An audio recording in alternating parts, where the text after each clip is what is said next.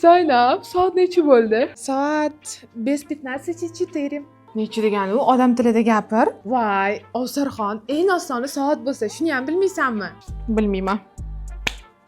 Eslab qolgin, ruslar har doim soatni gapirayotganda bir qo'shib gapirishadi. Masalan, 3:15 minut o'tibdi demoqchi bo'lsa, hech qachon 15 minut 3 demaysan-da, 15 minut 4 deysan, ya'ni 3 ga bir qo'shib gapirasan. Agar 3:30 bo'pti deydigan bo'lsang, yarim rus tilida pol deb aytiladi, eslab qolgin.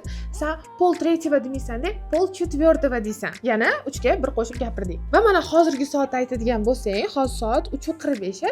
O'zbek tilida ham 15 da kam 4 deysan-ku, qara, 15 da kam 3 demaysan, rus tilida ham xuddi shunaqa. Faqat eslab qolgin, bu yerda без предлога senga yordam beradi. Без 15-4. Sal qiyinroq emasmi?